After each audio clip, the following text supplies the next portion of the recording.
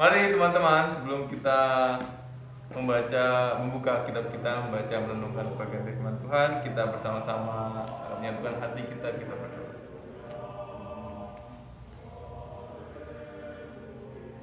Ya Tuhan Allah, dalam segala keterbatasan kami menghadap Engkau dengan syukur, sebab dalam hari ini, dalam kesempatan ini kami masih boleh Engkau berikan waktu untuk dapat berjumpa bersama dengan rekan-rekan kami, teman-teman kami, sahabat-sahabat kami di tempat ini untuk bersekutu, untuk saling menyapa, dan untuk melakukan ibadah.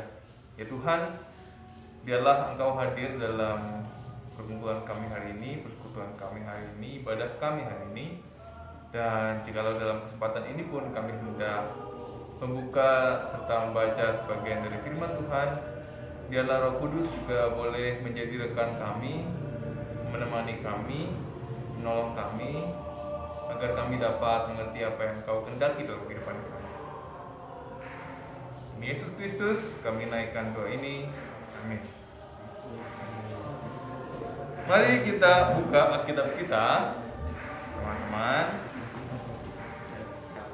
dari Imamat pasal yang ke-25.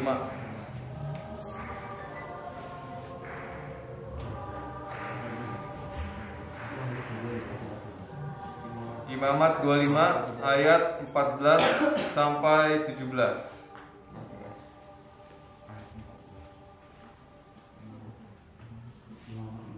Imamat 25.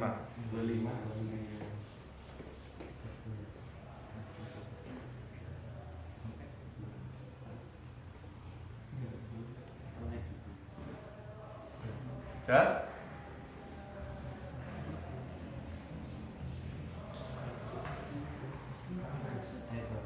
Ayat 14 sampai 17.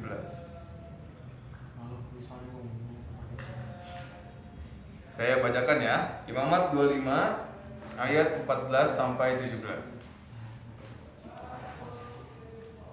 Apabila kamu menjual sesuatu kepada sesamamu dan membeli daripadanya, janganlah kamu merugikan satu sama lain. Apabila engkau membeli dari sesamamu, haruslah menurut jumlah tahun sesudah tahun Yobel. Dan apabila ia menjual kepadamu, haruslah menurut jumlah tahun panen. Makin besar jumlah tahun itu, makin besarlah pembeliannya, dan makin kecil jumlah tahun itu, makin kecillah pembeliannya. Karena jumlah panenlah yang dijual kepadamu. Janganlah kau merugikan satu sama lain, tetapi engkau harus takut akan Tuhan Allahmu, sebab akulah Tuhan Allahmu. Sampai sedemikian jauh pembacaan firman Tuhan hari ini. Yang berbahagia adalah setiap kita yang membaca, merenungkan, tapi juga meliharanya dalam kehidupan kita. Halo teman-teman. Halo yang di rumah. Ini agak delay karena kita rekaman. Walaupun dalam situasi ini, semoga teman-teman juga bisa beribadah dengan baik ya. Semoga suaranya jelas dan teman-teman bisa terfasilitasi. Oke, teman-teman di sini ada yang udah suka atau sering belanja? Angkat tangan. Suka ya? Suka. Ini benar banget. Belanja apa aja? Apa aja? Baju kayak kayu. Iya. Sudah ya? Usia kalian sudah belanja baju segala macam ya. Saya dulu waktu SMP kayaknya sih belum banyak belanja ya, paling jajan di kantin. Sekarang belum banyak belanja. Sekarang mungkin karena udah ada apa? E-commerce. Shopee pipi kan. yang muncul terus kalau di YouTube itu.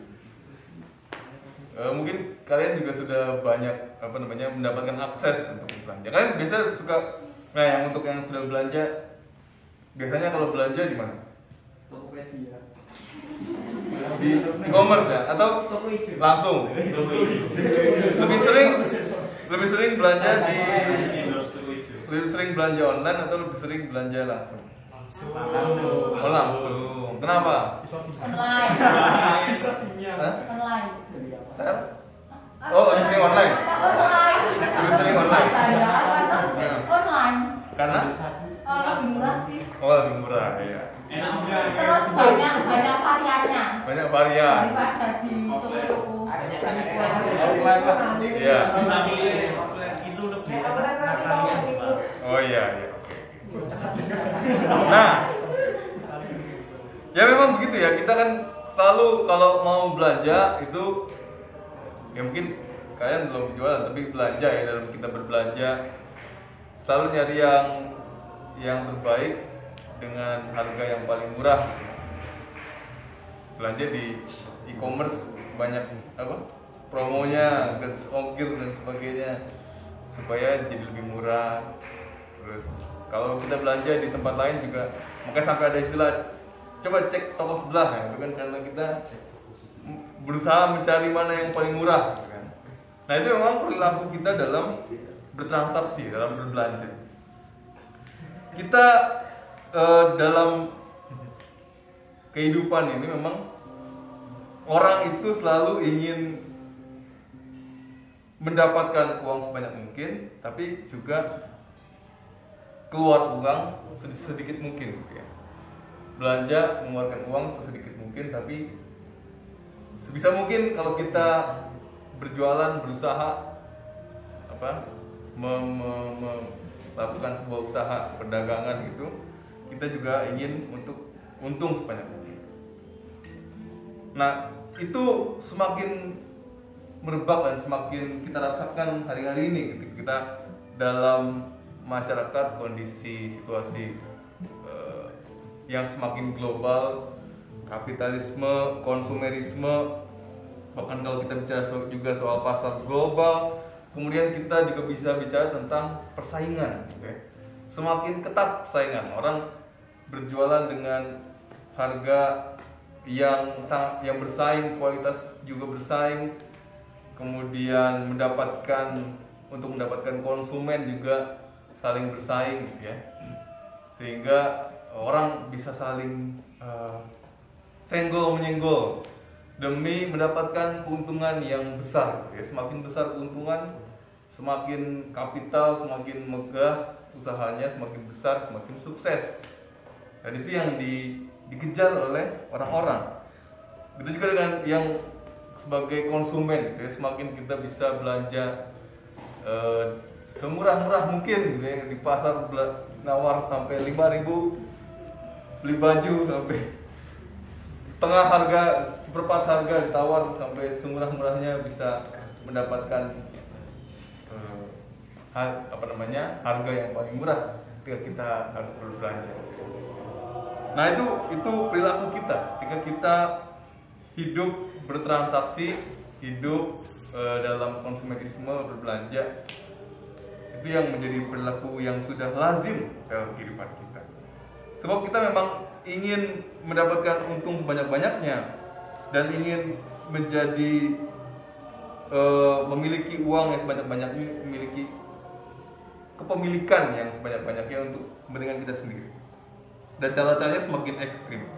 Dan semua itu juga pada akhirnya sebetulnya merusak ya iklim ini. Ketika kita dalam perilaku itu kemudian para pedagang kemudian berlomba-lomba memutar otak bagaimana caranya supaya mereka bisa menjadi yang nomor satu gitu. Pada akhirnya ada perusahaan-perusahaan multinasional, perusahaan-perusahaan besar yang kemudian rela untuk mengeluarkan modal sesedikit mungkin tapi dengan mendapatkan keuntungan sebanyak mungkin, terutama bagi petinggi-petingginya, bagi pemiliknya. Kemudian ada dari itu kemudian mereka menggaji karyawannya rendah, terjadi ketidakadilan di sana. Kemudian dari mana mereka mendapatkan bahan baku untuk dapat menjadi produk yang mereka jual juga mungkin mereka berusaha untuk mendapatkan semurah-murah mungkin. Kemudian dampak lingkungan yang mereka hasilkan juga mereka tidak bertanggung jawab atas, lepas tangan gitu ya.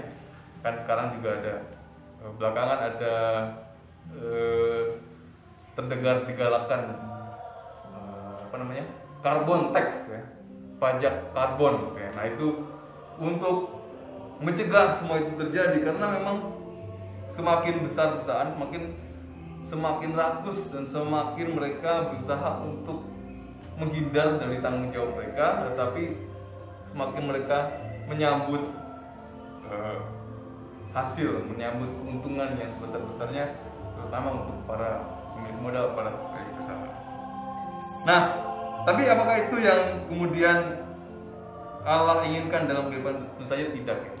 Kita barusan baca dari Imamat 25 pasal 14 sampai 17. Ini sebetulnya kalau kita baca dari ayat yang 1, maka membahas tentang tahun Sabat dan tahun Yobel. Ada yang tahu tahun Yobel, tahun rahmat Tuhan? Ada yang pernah dengar? Krik, enggak ada. Oh pernah Bu ya? Enggak, maksudnya pernah di kebaktian atau apa? Enggak, belum pernah ya? Belum pernah dengar ya? Tahun rahmat, tahun Yobel. Nah tahun rahmat itu jadi dalam penanggalan orang Yahudi, orang Ibrani zaman pada waktu itu, setiap tahun ke-7 ya kan, mereka masing-masing itu suku-suku Israel itu masing-masing klan-klan gitu ya, keluarga-keluarga itu memiliki ladang mereka masing-masing, dan mereka cocok tanam di ladang itu.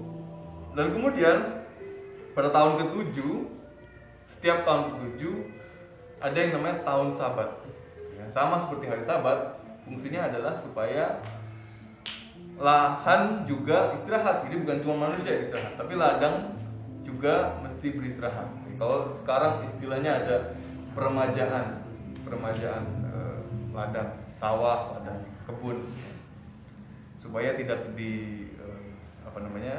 dipaksa untuk berproduksi terus-menerus. Nah itu ada pada waktu itu. Jadi setiap tahun ke-7, tahun Sabat, maka mereka dilarang menanam, dilarang menuai ya, karena nggak ada yang tanam berarti nggak ada yang tuai juga. Dan pada akhirnya ya mereka harus berusaha bagaimana mungkin pada tahun ke-6-nya mereka memenuhi lubung-lubung makanan mereka gitu, supaya pada tahun ke-7 mereka tidak bisa melaksanakan tahun Sabat itu, berhenti berproduksi di ladang. Nah, pada tahun Sabat yang ke-7, nah, jadi tahun ke-7 yang ke-7, jadi tahun ke-49, setelah tahun ke-49, tahun ke-50, itulah tahun Yobel. Nah, apa yang terjadi pada tahun Yobel? Dari 50 tahun yang dalam dinamika kehidupan umat pada waktu itu, maka banyak sekali yang terjadi kan, ada perdagangan, jual beli tanah, segala macam. Pada akhirnya nanti tanahnya yang tadinya miliknya si misalnya Dio atau miliknya Alvin, terus punyanya siapa jadi punya siapa gitu. Jadi terjadi perdagangan dan tanahnya itu sudah ganti-ganti kepemilikan sedemikian rupa, sehingga dan kemudian juga terjadi penukaran jasa gitu ya, ketika misalkan satu keluarga, satu klan menjadi tidak mampu, dan kemudian mereka harus menyumbangkan diri mereka untuk menjadi budak gitu ya, pekerja, karyawan di ladang orang lain dan sebagainya. Nah itu pada tahun Yobel, tahun ke-50, semua itu harus dikembalikan. Semua lahan-lahan yang tadinya bukan miliknya harus dikembalikan lagi kepada pemilik yang paling mula di tahun pertama. Dan semua budak juga harus dibebaskan dari genggaman mereka. Semua tahanan juga harus dibebaskan. Jadi betul-betul mulai lagi dari nol. Semuanya kita balikin semua. Kalau punya utang segala macam juga harus dikembalikan semua, sehingga semuanya kembali menjadi seperti semula. Nah, kemudian dalam bacaan kita 14-17 ternyata di antara tahun-tahun itu sebelum tahun Yobel ternyata juga ada aturan bagaimana mereka harus bertransaksi. Jadi bukan cuman bagaimana mereka berlaku dan kemudian dikembalikan lagi pada tahun Yobel, tapi di antara itu ternyata juga ada peraturan bagaimana mereka harus saling bertransaksi. Nah, tadi kan kalau misalkan ya semakin sedikit tahun yang tersisa untuk tahun Yobel ya berarti semakin murah. Kalau semakin banyak ya semakin banyak. Nah, ini tujuannya apa? Tujuannya aturan ini dibuat adalah untuk menjaga supaya kehidupan bersama umat orang itu menjadi adil gitu ya. Jadi nggak ada yang pasang harga, matok harga yang tinggi gitu, memanfaatkan. Coba bayangkan kalau misalkan di tahun terakhir, tahun ke-48 lah kan, mereka mau membeli tanah, berarti asumsinya ngapain kan beli di tahun-tahun terakhir itu? Kan rugi. Berarti kan sebetulnya orang yang semakin sedikit waktunya menuju tahun Yobel itu sebetulnya kepepet, mungkin dia tidak ada lahan lagi, dia harus mencari penghidupan gitu ya. Mereka nggak bisa hidup, mereka nggak punya makanan, mereka harus butuh penghidupan. Maka nggak boleh orang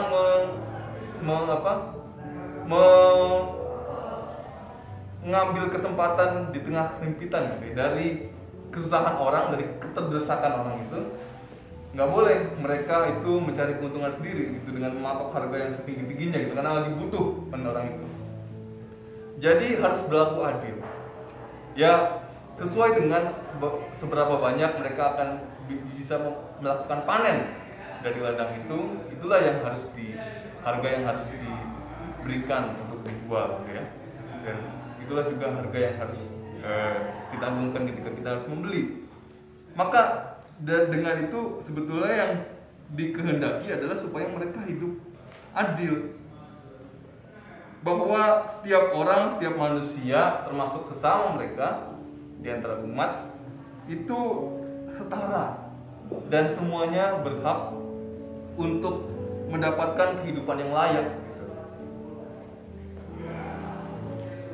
Bahwa setiap manusia itu kita hidup bukan cuma demi keuntungan kita sendiri, bukan untuk memperkaya diri kita sendiri, tapi kita hidup bersama dengan teman-teman kita, sesama kita manusia yang juga hidup, dan mereka harus memperjuangkan kehidupan mereka, harus memenuhi kebutuhan mereka sama seperti kita juga harus memenuhi kebutuhan kita. Ketika kita butuh makan, mereka pun butuh makan yang sama. Kalau kita butuh nutrisi, mereka pun juga butuh nutrisi yang sama, karena kita sama-sama manusia dan kita sama-sama membutuhkan apa yang sama-sama kita butuhkan untuk bertahan hidup. Dan untuk itu mereka diajak untuk mengingat itu, bahwa kita ini sama loh, bahwa kita ini sama-sama berjuang untuk hidup. Terus kenapa kita menyusahkan satu dengan yang lain gitu? Dan kenapa kita harus berpikir dalam kotak kita, memikirkan bagaimana kita bisa untung, bagaimana kita bisa kaya, sedangkan kita hidup bersama dengan teman kita yang lain, rekan kita yang lain yang juga berjuang untuk memperjuangkan kehidupannya, memenuhi kebutuhannya. Itu dilakukan supaya umat juga tidak saling menindas, saling menguntungkan diri sendiri. Ketika itu kan juga gunanya tahun Yobel, ketika mereka harus bekerja kepada orang, maka mereka pun harus dibebaskan pada tahun Yobel. Maka tahun Yobel menjadi tahun pembebasan. Kalau kalian ingat Lukas berapa itu ya, setelah Yesus keluar dari keluar dari berpuasa di 40 hari di padang pasir, kemudian Yesus kembali ke sinagog dan dia menyatakan tahun Yobel, karena memang ternyata dalam praktiknya kemudian sampai zaman Yesus peraturan ini tidak banyak dipraktekkan, tetapi itu yang Allah kehendaki dalam kehidupan. Dan ternyata dalam kenyataannya orang menolak untuk melakukan itu. Ketika kemudian kita mengingat Yesus mengatakan itu, kemudian dia ditolak, maka kita juga mengingat bahwa ternyata hasrat orang, walaupun sudah ada peraturan seperti ini, hasrat orang tetap adalah tadi mementingkan kepentingan sendiri, mementingkan diri sendiri, berusaha untuk menjadi kaya sendiri sehingga dan tidak mempedulikan orang lain. Pada orang lain juga berhak memiliki kehidupan yang nyaman, yang layak, yang penuh kebutuhan yang sama seperti kita. Nah, Allah menghendaki kita menjadi orang yang adil dan sadar bahwa kita hidup berdampingan dengan sesama kita, dan juga sesama kita itu berhak memiliki hidup yang sama juga seperti kita. Jika kita dipenuhi kebutuhannya oleh Tuhan, kita diberkati, maka orang pun, kita mengingat orang lain dalam berkat yang Tuhan berikan kita itu, bahwa orang pun juga membutuhkan. Karena bila kita pernah juga merasakan tidak mampu, kita merasakan kesulitan untuk memenuhi kebutuhan hidup, maka kita pun ketika Tuhan memberikan kita berkat, kita ingat bahwa orang pun juga merasakan itu ketika mereka tidak dapat memenuhi kebutuhannya, sehingga kita bisa dapat berempati kepada orang juga. Nah, mungkin teman-teman belum bekerja, belum memiliki usaha sendiri, tapi tadi beberapa ada bilang sudah mulai berbelanja. Dan konsep ini, paradigma ini, cara pandang ini bahwa kita hidup tidak sendirian dan sama-sama berjuang untuk mempertahankan kehidupan, memenuhi kebutuhan hidup ini perlu kita sama-sama ingat dan perlu kita sama-sama tanamkan dalam kehidupan kita. Walaupun mungkin kita sekarang belum berusaha, belum memiliki usaha, belum bekerja sendiri, belum mencari nafkah sendiri, tetapi setidaknya sekarang ketika kita berperilaku, kita sudah berbelanja, kita sudah bertransaksi, kita boleh mengingat itu ya, bahwa orang yang melakukan perdagangan juga mereka adalah manusia yang perlu memenuhi kebutuhannya, tapi kita juga layak untuk mendapatkan kebutuhan hidup yang adil gitu ya, sehingga kita dan juga pedagang boleh sama-sama memperhatikan kebutuhan bersama gitu ya. Nah, kalau misalkan kita melihat usaha yang ada sekarang ini, aku teringat kepada sebuah prinsip dagang ya. Ini sudah ada di internasional dan di Indonesia termasuk juga sudah ada asosiasi yang namanya Fair Trade. Mereka punya 10 prinsip. Nih, saya bacakan satu-satu. Yang pertama, opportunities for disadvantaged producers. Jadi memperhatikan dalam kita berusaha melakukan memiliki usaha, berwirausaha gitu ya, maka kita juga harus memperhatikan produsen-produsen kecil yang rentan, yang juga harus diangkat, dan supaya mereka juga bisa bersaing di tengah-tengah produsen-produsen yang mega, yang gigantik sekarang ini gitu ya. Ada banyak perusahaan-perusahaan besar dan yang kita tahu sekarang mematikan banyak produsen-produsen kecil di rumah-rumah gitu ya. Yang kedua, kemudian ada transparansi dan akuntabilitas gitu ya. Jadi dalam keuangan kita harus transparan dengan karyawan, dengan mungkin juga bahkan dengan pelanggan gitu ya, bahwa kita mengambil keuntungan sini dan ini yang kita butuhkan dan sebagainya. Jadi dalam perusahaan ada akuntabilitas, ada transparansi supaya tidak terjadi kesenjangan dalam kita menikmati keuntungan juga dengan karyawan, dengan segala pekerja yang ada. Kemudian ketiga dan keempat itu fair trade practice dan fair payment. Jadi kita menjual dengan harga yang adil, tapi kita juga membeli juga dengan harga yang adil. Kemudian yang kelima ada no child labor gitu ya, dan no forced labor. Jadi anak-anak di bawah umur tidak boleh dipekerjakan, juga tidak boleh ada pekerja paksa gitu ya. Yang keenam, no discrimination, gender equality, freedom of association. Jadi dalam lingkungan pekerjaan nggak boleh, atau lingkungan perdagangan juga bahkan nggak boleh ada diskriminasi. Ya jual ke siapa aja. Dalam lingkungan pekerjaan juga kita harus berlaku adil, nggak boleh mendiskriminasi. Gendernya apa aja juga harus tetap diterima. Kemudian memberikan ruang kebebasan untuk berserikat supaya para pekerja bisa saling mendukung dan saling perhatikan apa yang mereka butuhkan. Kemudian menciptakan lingkungan kerja yang sehat gitu ya, artinya supaya jangan ada persaingan di antara para pekerja, tapi mereka malah harus mendukung dan harus saling perhatikan kebutuhannya satu sama lain. Capacity building, bahwa dalam lingkungan pekerjaan harus menciptakan kesempatan atau peluang untuk bisa berkembang, entah melakukan pelatihan untuk berkembang secara produksi, tapi juga berkembang dalam segi keamanan, dalam pekerjaan, dalam segi kesehatan, dalam segi segala macam. Ada peningkatan dalam kualitas perusahaan. Kemudian mempromosikan fair trade, ya, promosikan prinsip-prinsip ini. Dan yang ke-10 adalah menghargai, respect for the environment, menghargai lingkungan. Artinya supaya jangan sampai dalam kita melakukan usaha produksi, baik proses produksi, proses distribusi, tidak melakukan pencemaran pada lingkungan. Nah, ini yang diusahakan.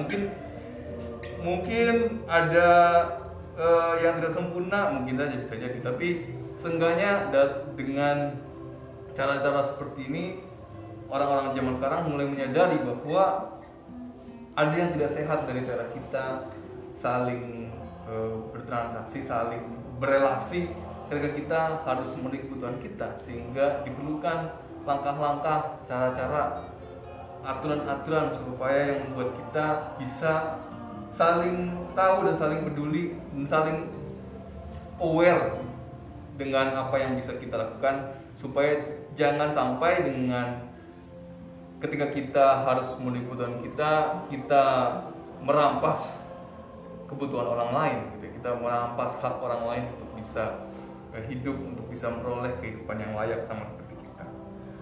Nah, prinsip-prinsip ini mungkin kita sekarang ini belum terlalu bisa kita perhatikan, ya, mungkin belum terlalu relevan dalam kehidupan kita sebagai remaja. Tetapi semoga kita bisa merubah perspektif kita sehingga nanti dalam perkembangan, mungkin sekarang juga dalam bagaimana kita berbelanja, dan nanti setelah kita lulus, kita sudah bekerja dan sebagainya, kita bisa terus ingat bahwa kita ini tidak hidup sendiri-sendiri, bahwa kita hidup bersama-sama dengan sesama juga yang membutuhkan kesempatan untuk hidup.